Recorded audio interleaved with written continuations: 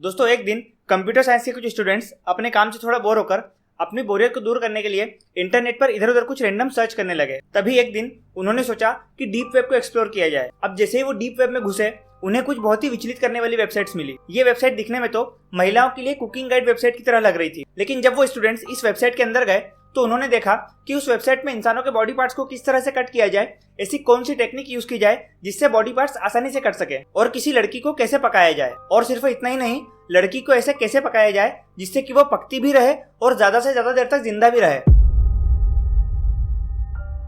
दोस्तों dark web internet की एक ऐसी काली दुनिया जहां दुनिया भर की तमाम इलीगल एक्टिविटीज हो रही है। ड्रग्स, हथियार और ऐसी कुछ चीजों की कालाबाजारी तक तो ठीक है, लेकिन यहाँ आपको इंसान के मांस को कैसे पकाएं, किसी का मर्डर कैसे करें, इंसान की चमड़ी से पर्स कैसे बनाएं, किसी की बॉडी को ठिकाने कैसे लगाएं। दोस्तों इस तरह की सारी सर्विसेज या जितनी ज्यादा ब्रूटल या जितनी ज्यादा से ज्यादा खतरनाक चीज आप सोच सकते हो, डार्क वेब पर आपको सब मिलेगा। अब दोस्तों डार्क वेब क्या है, ये कैसे काम करता है, ये तो मैं आपको बताऊंगा, लेकिन इंटरनेट पर ऐसे बहुत से वीडियोस हैं जो आपको ये भी बताते हैं कि डार्क वेब को यूज कैसे करना है, इसे एक्सेस कैसे करना है। लेकिन दोस्तों मैं ये नहीं बताऊंगा।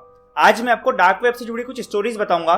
डार्क वेब पर कैसी कैसी सर्विसेज बेची जा रही हैं, खरीदी जा रही हैं, ताकि आप समझ सको कि ये डार्क वेब कितनी खतरनाक चीज है, और ताकि आपके और मेरे जैसे आम लोग इस डार्क वेब के झमेले में ना पड़े। ये बहुत बड़े बड़े आईटी एक्सपर्ट्स के लेवल की चीज है। कई बार वो तक फंस जाते हैं क्योंकि दोस्तों दुनिया में इतने बड़े बड़े हैकर्स बैठे हैं जो एक क्लिक पर आपकी लाइफ बर्बाद कर सकते हैं। दोस्तों ये वीडियो काफी इन्फॉर्मेटिव होने वाली है, बस वीडियो में लास्ट तक बने रहिएगा। अब दोस्तों बात करते हैं कि ये डार्क वेब क्या है और ये कैसे काम करता है। तो देखिए, एक्चुअली इंटरनेट 3 पार्ट्स में डिवाइडेड है। पहला सरफेस वेब, दूसरा डीप वेब और तीसरा डीप वेब के अंदर ही आता है डार्क वेब। दोस्तों हम लोग जो इंटरनेट यूज करते हैं वो होता है सरफेस वेब, जो पूरे इंटरनेट का सिर्फ 4% है, और बाकी बचा हुआ 96% इंटरनेट जो होता है उसे कहते हैं डीप वेब, और इसी डीप वेब का एक छोटा सा हिस्सा होता है डार्क वेब। दोस्तों सरफेस वेब वो होता है जो हम जैसे आम लोग अपने रोजमर्रा के कामों के लिए यूज करते हैं। सरफेस वेब को हम पब्लिकली ब्राउज कर सकते हैं, इसे नॉर्मल सर्च इंजन जैसे गूगल, फायरफॉक्स, बिंज ये इंडेक्स कर सकते हैं। लेकिन डीप वेब आम लोगों के लिए नहीं होता है, इसे पब्लिकली ब्राउज नहीं किया जा सकता और ना ही इसे नॉर्मल सर्च इंजन इंडेक्स कर सकते हैं। देखिए, डीप वेब का इस्तेमाल देशों की खुफिया एजेंसीज, आर्मी इंटेलिजेंस, सरकारें और बड़ी बड़ी कंपनीज अपनी इंफॉर्मेशन और डेटा को सिक्योर रखने के लिए करती है, और इसी के अंदर आता है डार्क वेब। दोस्तों डार्क वेब एक ऐसी छुपी हुई दुनिया है जिसके बारे में कोई पता नहीं लगा सकता। डार्क वेब को एक्सेस करने के लिए स्पेशल ब्राउजर की जरूरत होती है, और इसकी खास बात यह है कि यहाँ हो रही हर एक्टिविटी गुमनाम और प्राइवेट होती है, इसीलिए यह दुनिया भर के कालाबाजारियों और क्रिमिनल्स का अड्डा कहा जाता है। अब दोस्तों ये काम कैसे करता है, तो देखिए, डार्क वेब को एक्सेस करने के लिए टॉर जैसे ब्राउजर का यूज किया जाता है, जिसका मतलब होता है द ऑनियन राउटिंग। जैसे एक प्याज में कई सारी परतें होती है, ठीक वैसे ही डार्क वेब में भी कई सारी परतें होती है। इसमें कई सारे वीपीएन होते हैं, जिसके कारण किसी का आइडेंटिटी पता लगा पाना ऑलमोस्ट इम्पॉसिबल होता है। दोस्तों जैसे हम इंटरनेट का यूज करने के लिए .com या .in का यूज करते हैं, वैसे ही डार्क वेब के लिए .onion का यूज किया जाता है, जो हाईली इंक्रिप्टेड होता है। देखिए, सीधी साफ भाषा में कहा जाए तो डार्क वेब पर कौन यूजर क्या काम कर रहा है, उसकी क्या पहचान है, वो कहां से है, कुछ भी पता लगा पाना लगभग नामुमकिन होता है। अब दोस्तों बात करते हैं कि डार्क वेब पर किस तरह की सर्विसेज अवेलेबल है। तो देखिए, डार्क वेब पर आपको ड्रग्स, हथियार, फेक डॉक्यूमेंट्स जैसे fake passport, fake citizenship, driving license, नकली identity, credit card information, bank account details, इसके अलावा यहाँ पर कई ऐसी सर्विसेज भी हैं जो एक आम इंसान का दिल दहला सकती है। जैसे कि अगर आप किसी की लाइफ बर्बाद करना चाहते हो, या उसे उठवाना चाहते हो,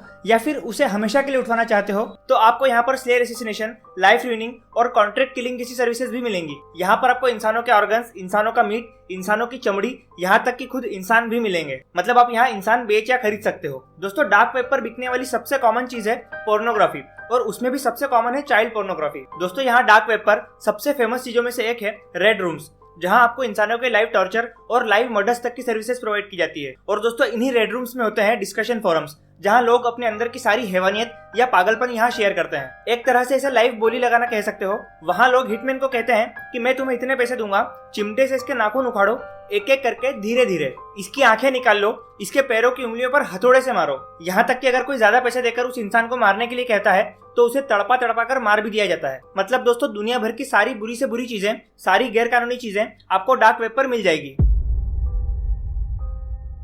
तो दोस्तों अब आते हैं स्टोरीज पर। देखिए, जैसे कि मैंने आपको अभी पहले बताया था कि डार्क वेब को एक्सेस करने के लिए एक अलग ब्राउजर टॉर की जरूरत होती है, जिसके कारण डार्क वेब पर आपकी प्राइवेसी पूरी तरह से सिक्योर होती है। और इसको और ज्यादा सिक्योर करने के लिए टॉर के साथ साथ वीपीएन का भी यूज किया जाता है। अब दोस्तों एक लड़का है जिसने अपनी स्टोरी शेयर करते हुए बताया कि एक दिन वो टॉर पर या डार्क वेब पर सर्फिंग कर रहा था, कुछ फोटोज वगैरह देख रहा था। फिर उसका उसके किसी दोस्त के साथ में बाहर होटल में खाना खाने का प्लान बनता है और वो चला जाता है। कुछ देर बाद जब वो वापस आता है और फिर से टॉर पर सर्फिंग करने बैठता है तो वो देखता है कि उस डार्क वेब पर उसके दोस्त के साथ में होटल में खाना खाते हुए फोटो डली हुई है। दोस्तों इसी तरह से हमारी जो अगली स्टोरी है वो भी इससे ही कुछ मिलती जुलती है। एक डार्क वेब यूजर था डेरियस, जिसने अपने साथ हुई इस घटना को रेडिट पर शेयर किया था। दोस्तों डेरियस ने भी पूरी तरह से सेफ रहने के लिए टॉर ब्राउजर के साथ वीपीएन भी लगा रखा था। फिर डेरियस ने डार्क वेब एक्सेस करना शुरू किया। उसने डार्क वेब पर सर्फिंग शुरू ही की थी, तभी अचानक से उसे एक लिंक पॉपअप होती है जिसमें लिखा होता है want a surprise, click on this link, यानी क्या तुम एक सरप्राइज चाहते हो, अगर हाँ तो इस लिंक पर क्लिक करो।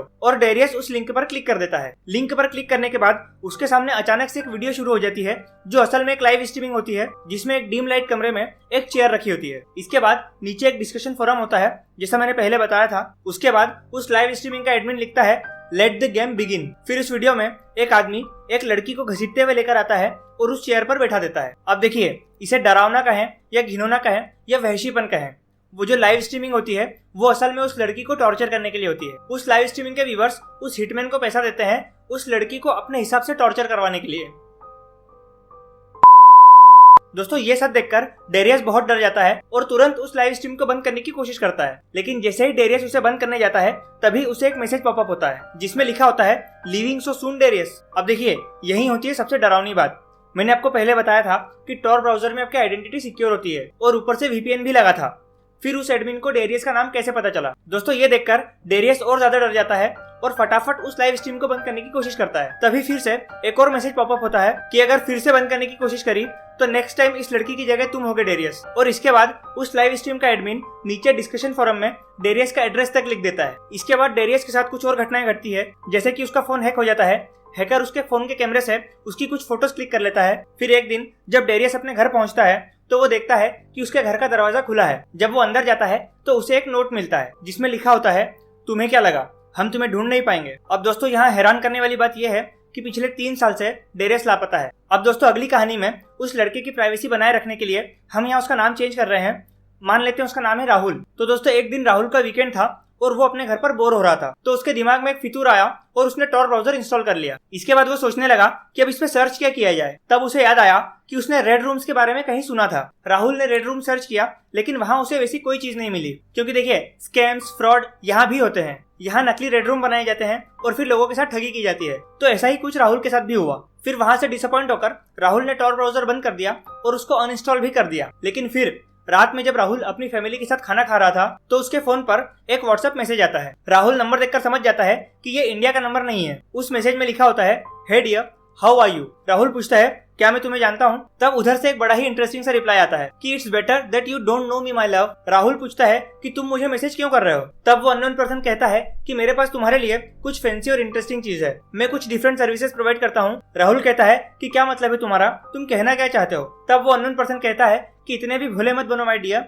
मैंने तुम्हारी पूरी सर्च हिस्ट्री पढ़ ली है और मैं जानता हूँ कि तुम क्या देखना पसंद करते हो। अब राहुल को थोड़ा सा गुस्सा आ जाता है और वो उस इंसान को डांट देता है। नेक्स्ट मैसेज में अननोन पर्सन कहता है कि तुमने आज 4:16 पर चैट जीपीटी ओपन किया था। अब राहुल थोड़ा सा घबरा जाता है और इधर व्हाट्सएप पर वहाँ ऊपर कंटिन्यू टाइपिंग लिखा हुआ आता है। इसके बाद वो इंसान 32 लाइन का एक कोड राहुल को भेजता है। राहुल झल्ला कर पूछता है कि अब ये क्या है? अननोन पर्सन कहता है कि इसे आईएसओ फाइल में कन्वर्ट करके टॉर ब्राउजर में ओपन करो, तुम रूम में इंक्लूड हो जाओगे। राहुल कहता है कौन सा रूम? तब वो अननोन पर्सन व्हाट्सएप पर सिर्फ एक रेड बॉक्स की फोटो सेंड करता है। डर के मारे राहुल तुरंत उस नंबर को ब्लॉक कर देता है और सभी जगह से अपनी सारी आईडीज के पासवर्ड्स चेंज कर लेता है। लेकिन इसके बाद जो होता है उससे राहुल की फटी की फटी रह जाती है आंखें। जिस नंबर को राहुल ने ब्लॉक किया था उसी नंबर से राहुल को फिर से मैसेज आता है लोल ब्लॉकिंग वोंट वर्क, यानी क्या मैं ब्लॉक नहीं हो रहा हूँ? इसके बाद तो राहुल की हालत वाकई में खराब हो जाती है। राहुल उस अननोन पर्सन के सामने गिड़गिड़ाने लगता है कि प्लीज मुझे अकेला छोड़ दो, मैं डार्क वेब पर सिर्फ विजिट करने के लिए गया था, मुझे तुम्हारी कोई सर्विस नहीं चाहिए, आई एम रियली सॉरी। दोस्तों इसके बाद